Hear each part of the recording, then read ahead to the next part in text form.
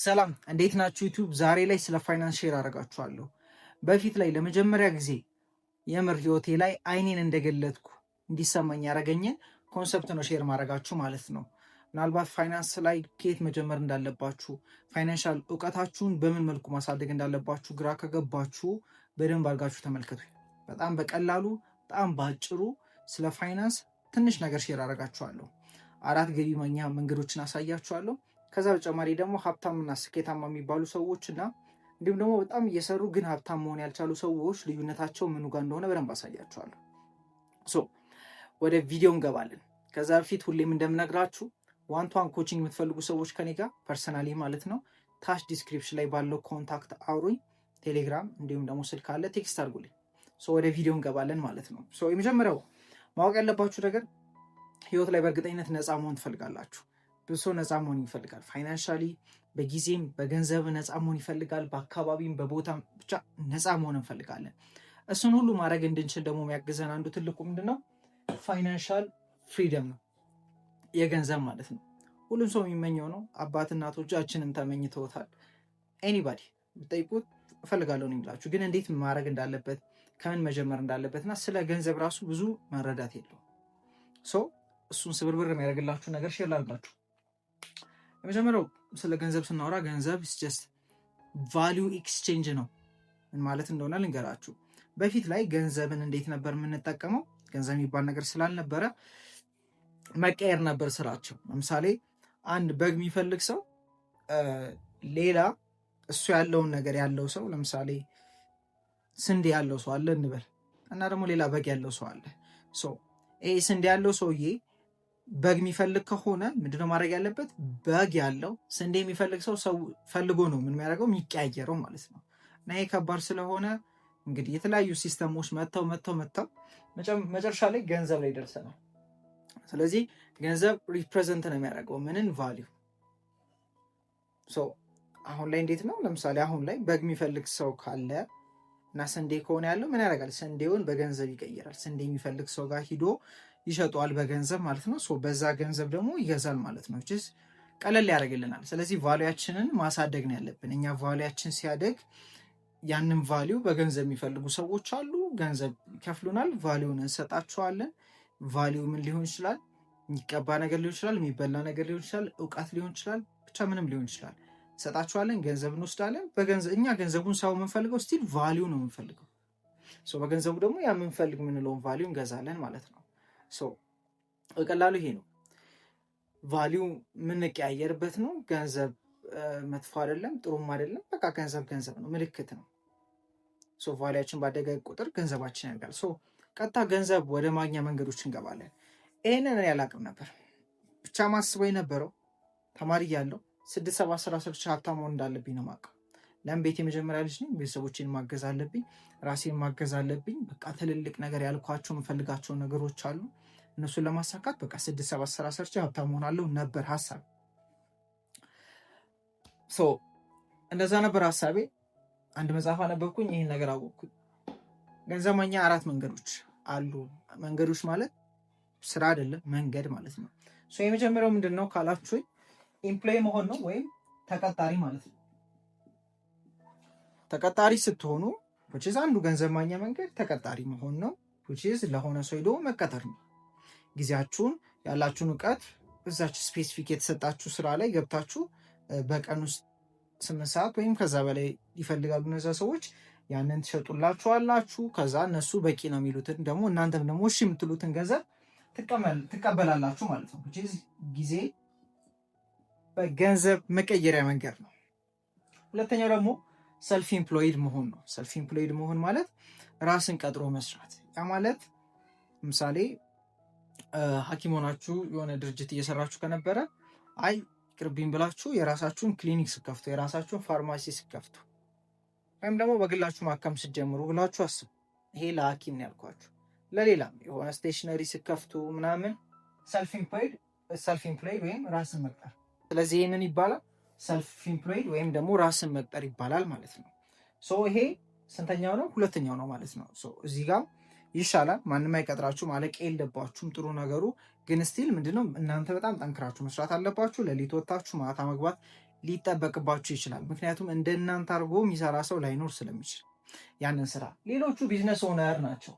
ቢዝነስ ኦነሮች ምን ያደርጋሉ መሰላችሁ? ሲስተም ይገነባሉ። እዛ ሲስተም ላይ የሚሰሩ ብዙ ሰራተኞች ይኖሯቸዋል። ሰው ገንዘብ ያገኛሉ። ሲስተም ይገነባሉ። ሲስተሙ ገንዘብ ያመጣላቸዋል። እነዚህ እውቀታቸውን ጊዜያቸውን ይሸጣሉ፣ ገንዘብ ያገኛሉ። እነዚህም ደግሞ ቀጥታ ለኮንሱመር ያላቸውን እውቀት ጊዜም ይሸጣሉ፣ ገንዘብ ያገኛሉ። እነዚህ ደግሞ ሲስተም ይገነባሉ፣ ሲስተሙ ገንዘብ ያመጣላቸዋል ማለት ነው። አሁን በምሳሌና በወረደ አማርኛ ያስረዳቸዋለሁ። ቀጣዩ ደግሞ ምንድነው ካላችሁም ኢንቨስተሮች ናቸው። ኢንቨስተሮች ደግሞ በቃ ገንዘብ አላቸው፣ ገንዘባቸው ሌላ ገንዘብ ያመጣላቸዋል። ሶ ኢምፕሎይ የምንላቸው ኖርማሊ ተቀጥረው የሚሰሩ ሰዎች ናቸው። ምናልባት እናንተም እሱ ላይ ልትሆኑ ትችላላችሁ። ሰልፍ ኢምፕሎይድ ደግሞ የምንላቸው ራሳቸውን ቀጥረው የሚሰሩ ሰዎች ናቸው። የራሳቸውን ሱቅ፣ ቡቲክ ምናምን ብቻ ከፍተው የሚሰሩ ሰዎች ናቸው። ሶ ሁለቱ ላይ ምንድነው መሰላችሁ ጊዜያችሁን በጣም ይፈልጋል። የማንን የእናንተን ጊዜያችሁን አቴንሽናችሁን በጣም ነው የሚፈልገው። ሶ ምነግራችሁ ከዚህ ይሄ ይሻላችኋል፣ ከዚህ ደግሞ ይሻላል፣ ከዚህ ደግሞ ይሻላል። ግን ደግሞ ሁሉም ፕሮሰሱን ደግሞ ማለፍ ይጠበቅብናል። ሳናቅ አንሄድም ማለት ነው። ግን ይሄን ክላሪቲ ሲኖራችሁ ቀላል ይሆንላችኋል። አሀ ገንዘብ ለካ እንደዚህ ነው የሚገኘው የሚል የሆነ ሮድ ማፕ እንደሚሰጣችሁ እርግጠኛ ነኝ። ሶ ስለዚህ ሰልፍ ኢምፕሎይድ አለ። ቢዝነስ ኦነር ታዲያ እንዴት ነው የሚሰራው ካላችሁኝ ሲስተም ነው ክሬት የሚያደርጉት። ሲስተም ማለት እንዴት ነው የሚለውን ላስረዳችሁ። ለምሳሌ ሆቴሎችን አስቧቸው፣ ትልልቅ ሆቴሎችን ማለት ነው። ሲስተም አላቸው። ሲስተም ማለት ምንድነው መሰላችሁ? አንደኛው ዶክመንት ነው የሚሰራበት መንገድ ማለት ነው። ዶክመንትድ የሆነ ለምሳሌ ሼፉ ምግብ የሚሰራበት መንገድ፣ ኢንግሪዲየንቶቹ የሚጠቀምበት መንገድ፣ ጠዋት ስንት ሰዓት ነው የሚገቡት፣ ስንት ሰዓት ነው የሚወጡት፣ ሰራተኞች አለባበሳቸው እንዴት ነው የሚሆነው፣ አነጋገራቸው እንዴት መሆን አለበት፣ ኤቭሪቲንግ ምን ሆናል ዶክመንትድ ነው። ከዛ ደግሞ ምን አለ ኢቨንት አለ። ኢቨንት ማለት ጠዋት ላይ ይከፈታል። ከተከፈተ በኋላ የማስተናገድ ፕሮሰሱ ምናልባት ብፌ የሚዘጋጅባቸው ቀኖች ላይ ብፌ እንዴት ነው የሚዘጋጀው፣ ብቻ ይሄ ነገር ሁሉ አለ። ከዛ ደግሞ ኢቨንቱ አለ። ኢቨንቱ ማለት ይሄ ነገሮቹ የሚደረጉት ሂደው ማስተናገዳቸው፣ ሼፎቹ ደግሞ ምግብ መስራታቸው፣ ሪሰፕሽኖቹ ደግሞ ሰዎቹ መቀበላቸው፣ ያ ሁሉ ደግሞ ኢቨንት ነው። ይሄ ሁሉ ምን አለ ዶክመንት ስላችሁ ግዴታ ወረቀት ማለት አይደለም፣ ግን ስትራክቸርድ የሆነ የሚሰራበት መንገድ ይሄ ተቀርጿል። ከዛ ደግሞ ኢቨንቶቹ አሉ። ከዛ ደግሞ ይሄንን የሚያስኬድ ምን ያስፈልጋል? ቲም ያስፈልጋል፣ ወይም ሰራተኛ ያስፈልጋቸዋል ማለት ነው። ከዚህ በኋላ አሁን ፋይናንሻል ነገራችሁን ለማሳደግ እንደዚህ ይህንን መንገድ ለመሄድ ከኢምፕሎይ ወደ ሰልፍ ኢምፕሎይድ፣ ከሰልፍ ኢምፕሎይድ ወደ ቢዝነስ ኦነር፣ ከቢዝነስ ኦነር ወደ ኢንቨስተርነት ለማደግ ተመልካች መሆን ጀምሩ። ከዚህ በኋላ ሆቴል ላይ ስትሄዱ ዝም ብላችሁ ሆቴል አትሄዱ፣ እዩ የሚሰራበትን መንገድ፣ የሚሄድበትን መንገድ። የት ነው ያለው ባለቤቱ በሉ፣ የለም ባለቤቱ አያስፈልግም። ኦልሬዲ ኤቭሪቲንግ የሚኬድበት ሲስተም አለ። ሲስተሙ ደግሞ የሚያስኬዱ ሰዎች አሉ። በዚህ ቢዝነስ ኦነር ላይ በቀን ከ4000 ሰዓት በላይ የሚሰራለት ሰው ቢዝነስ ኦነር ነው ይባላል። ምናልባት የድሮ መረጃ ሊሆን ይችላል፣ ይዳዝማታል። ግን 4000 ሰዓት ማለት ቢያንስ 8 ሰዓት የሚሰራ ከሆነ አንድ ወደ 500 ሰራተኞች ያሉት ድርጅት ማለት ነው። ምናልባት ይሄ በቂያችሁ ሊሆን ይችላል። እንግዲህ እሺ አሁን ለምትፈልጉት ኑሮ ደግሞ ከፍ ያለ ነገር ስትፈልጉ ደግሞ ወደዚህ ታድጋላችሁ፣ ማድረግ ትፈልጋላችሁ ማለት ነው። ወደዚህ ማድረግ ትፈልጋላችሁ። ፖይንቴ ምንድን ነው? ሲስተሙን ገምታችሁት የእናንተ መኖር ሳይጠብቅ ገቢ የሚያመጣላችሁ ነገር ትገነባላችሁ፣ ሲስተሙን ማለት ነው። ሲስተሙን ማለት ማርኬቲንጉን፣ ከዛ ደግሞ አክቹዋሊ ፕሮዳክሽኑን ሊሆን ይችላል፣ ከዛ ደግሞ ማቅረቡን፣ ብቻ ይሄን ሲስተሙን ይገነቡታል። ሲስተሙ ገንዘብ ያመጣላችኋል። ለምሳሌ የራይድ ባለቤት አስቧትና የራይድ ባለቤት ምንድነው ያደረገችው? ተጠቃሚዎችና ባለመኪኖችን አገናኘች። ከዛ ደግሞ ይሄ ኦፕሬተሮች አሉ፣ ሌላም ኦርጋናይዜሽን ነገሮች አሉ። እሷ አንድ መኪና አትነዳም፣ አንድ መኪና አትገዛም፣ ስልክ አታነሳም። መጀመሪያ ላይ ምናልባት ማንሳት ይጠበቅባታል። መጀመሪያ ላይ ብዙ ፕሮሰስ ሂዳለች። በእርግጠኝነት ግን ምንድነው ምን ስላደረገች? ሲስተም ስለገነባች ማለት ነው። ስለዚህ የእናንተም ፍላጎት ወደዚህ ማደግ መሆን አለበት። ሁሌ እናንተ የምታደርጉት ነገር ሳይሆን እናንተ አስተምራችሁት አሳይታችሁት መንገዱን ቀርጻችሁ ሌላ ሰዎች የመጡ ማድረግ የሚችሉት ቀላል ማድረግ ነው ማለት ነው። በዚህ አንድ ማክዶናልድ የሚባል ትልቅ ካምፓኒ አለ። ማክዶናልድ የሚባለው ካምፓኒ ኢቨን ፊልም አለው፣ ገብታችሁ እዩት፣ ሰርች አድርጋችሁ። እሱን አላውቀውም። ምናልባት ጎበዝ ከሆናችሁ እና እዚህ ጋር ከደረሳችሁ ግን ማክዶናልድ ብላችሁ ጻፉልኝና ያው ትርጉም አይደለም እንግሊዘኛ ፊልም ነው። ስለዛ ድርጅት ምናምን የሚያሳይ ምርጥ ፊልም አለ።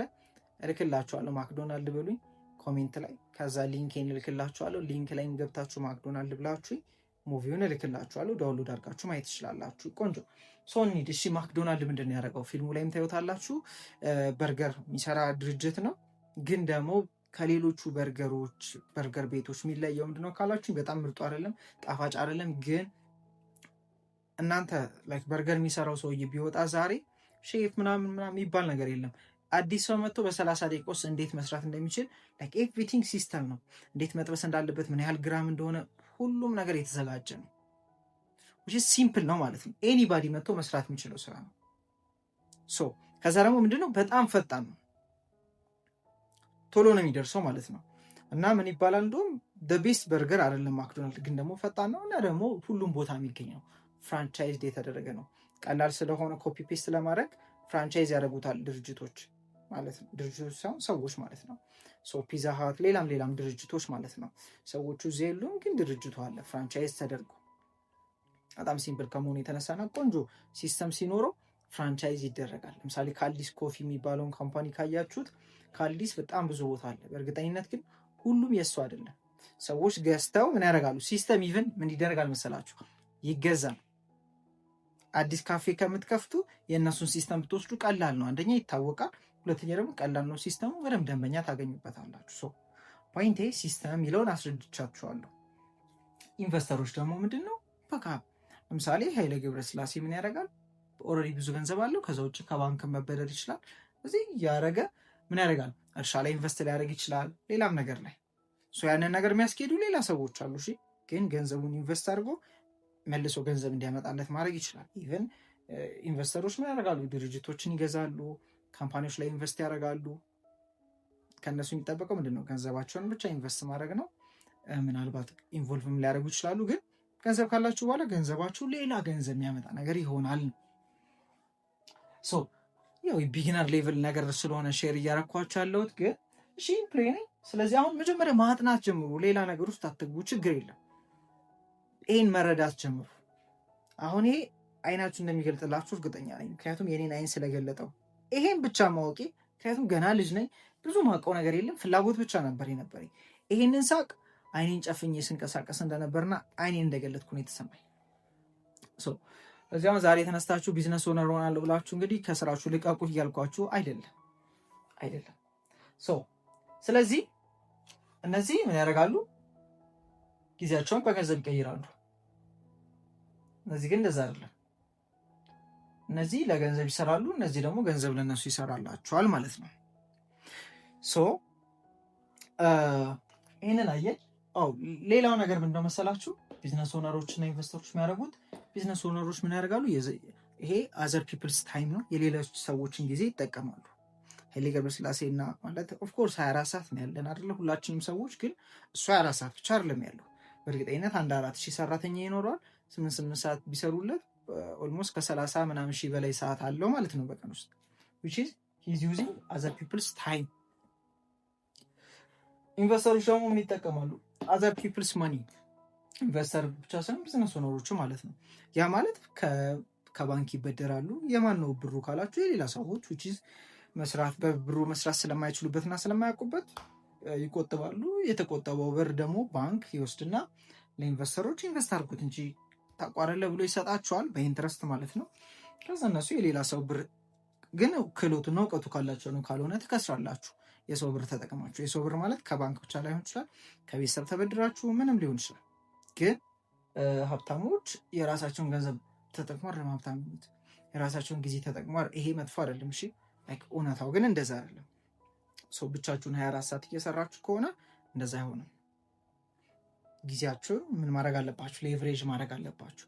ሀብታሞች የሚያደርጉት አንዱ ትልቁ ነገር ምን መሰላችሁ? ጊዜያቸውን ይገዙታል። ሞር ጊዜ ይገዛሉ። ትንንሽ ነገር ላይ ጊዜያቸውን አያጠፉ። ለምሳሌ አስቡት፣ ኢላን መስክ መኪናውን እያጠበ ስታገኙት ማለት ነው። ማለት መኪናውን ከሚያጠብ ከፍሎ ሌላ ሰው ቢያጥብለት ይሻለዋል። በዛ ታይም እሱ ሌላ ሃይ ኢንካም አክቲቪቲዎችን እያደረገ ሞር ገንዘብ ቢያገኝ መጽሐፍ ቢያነብ ይሻለዋል። ሀብታሞች እንደዛ ነው። ድሃ ግን የሚያስበው እንደዛ አይደለም። እኔ ብቻ ብሎ ነው የሚያስበው።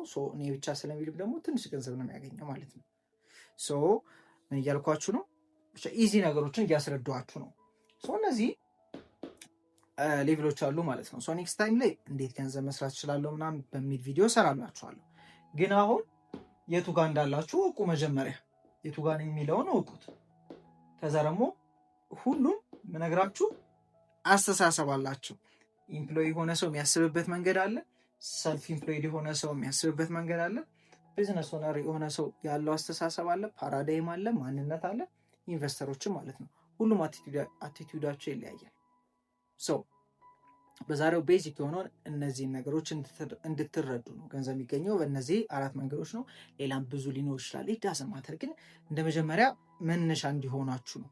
ምናልባት አዲስ ከሆናችሁ ስለ ገንዘብ ማወቅ የምፈልጉ ከሆነ ይሄ በጣም ምርጥ ነው። ፓርቱ እንድሰራላችሁ ከፈለጋችሁ ኮሜንት ላይ ደግሞ ፓርቱ ብሉልኝ፣ እንዳውቀው ማለት ነው ፍላጎታችሁን። ይመቻችሁ።